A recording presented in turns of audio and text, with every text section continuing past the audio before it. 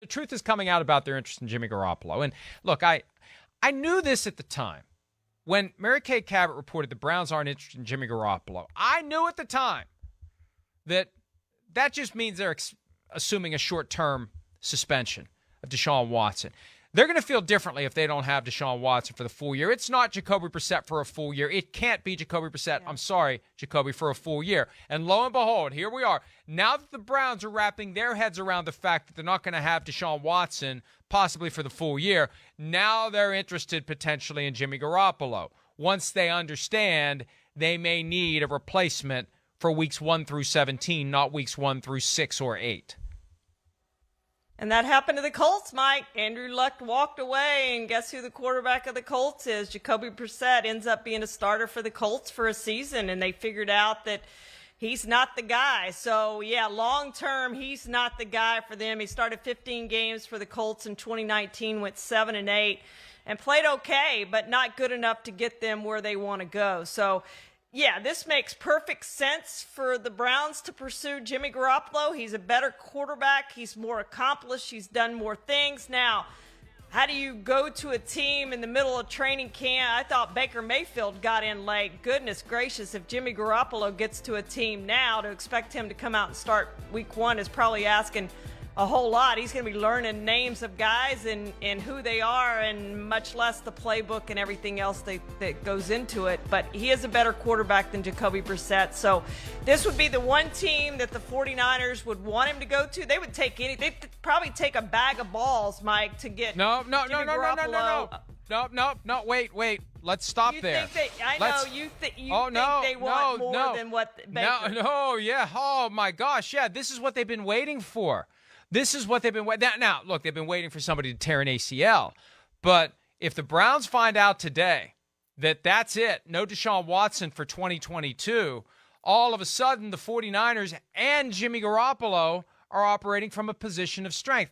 I firmly believe Garoppolo has gone along with this plan because he recognizes if somebody else develops an urgent need for a starting quarterback, he's getting closer to $25 million than the league minimum. Because there's desperation. It's what happened to the Vikings in 2016 with Teddy Bridgewater. We got to find a quarterback now. And I remember Rick Spielman saying at the time, the former GM of the team, everybody jacked up the price.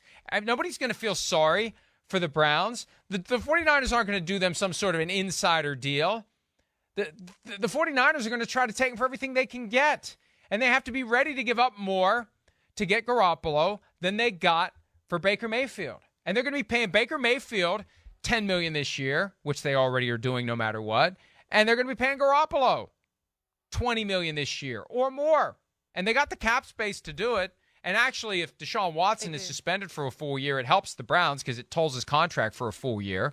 But the 49ers aren't, whatever they would take now or would have taken the last 2 weeks if somebody would have made them an offer for Jimmy Garoppolo, that's out the window the moment Deshaun Watson's gone for the year and the Browns are desperate for Jimmy Garoppolo. So I'm not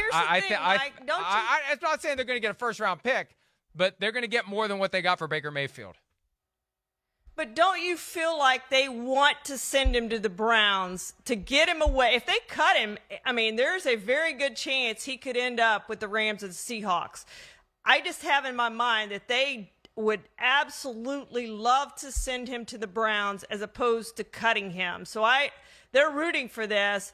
But what if the Browns stick firm and say, we're not giving you more than a 7th-round pick? What do the 49ers do at that point? Do they just hold on and I think they flash. Let him go? I think they flash one of these 4 fingers, and I'll let the audience decide which finger that they will flash if the Browns do it. The 49ers will be operating from a position of strength, and they are not. And they're going to say, we don't care if he goes to Seattle. We don't care if he goes to the Rams, right? And they still have another 4 weeks before they have to cut him before his salary becomes fully guaranteed. We don't know who's going to get injured. Hell, we don't know what's going to happen with Tom Brady. If I'm the 49ers, I'm thinking, I know what we're seeing here, but I don't know what's going to happen with Tom Brady. This is weird. This is strange. This is wacky.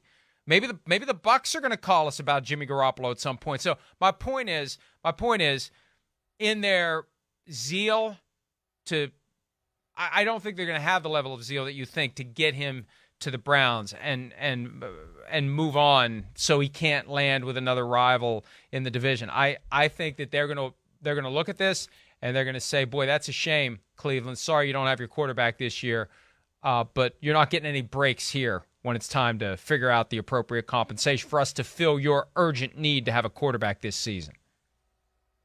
Well, let me ask you this, Mike. If you're Jimmy Garoppolo, how are you looking at this? Because the Rams obviously are the best situation. If they end up needing a quarterback, that's the best situation. That's the place that you would want to go. If you're Jimmy Garoppolo, where do you hope to end up? Is it Seattle? Is it the 49ers? Is it the Browns? What gives you the best option to play well this season, to play games? Like, you don't want to go in there as a backup because you're going to become a free agent in 2023. So what gives you the best chance to play and play well for this year? It's got to be Cleveland. It's got to be. We don't know what's going to happen in Seattle. I don't think Seattle wants him. It's not like he's been particularly good against Seattle over the past few years. And anybody else, it would be an injury situation. In Cleveland, he rides in on a white horse to save the season. They have an offense that is premised on the run. They've added Amari Cooper. They've got some weapons. They've got a great defense. He can go and have a decent season and then become a free agent and get, who knows? Who knows what he would get on the open market? But Mitchell Trubisky was mothballed by the Bills last year and ended up being the starter in Pittsburgh.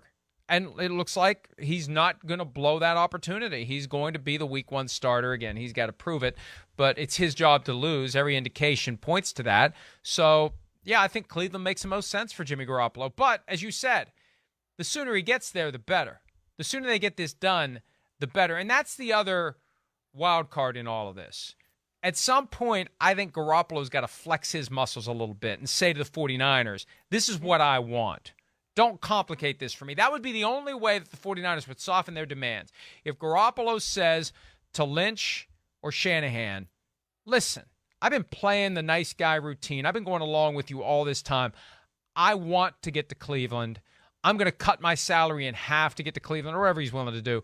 Don't be ridiculous about this. Don't make this into something just to prove that you were right all along or whatever the case may be. I want this. Help me get this. So it's not going to be easy because the Browns will be operating from a position of desperation, but it seems like the best place for Jimmy Garoppolo, Charean. I agree with you there, and we'll see. We'll see. Hi, I'm Mike Tirico, and thanks for watching. Make sure to hit subscribe for the latest news and highlights from NBC Sports.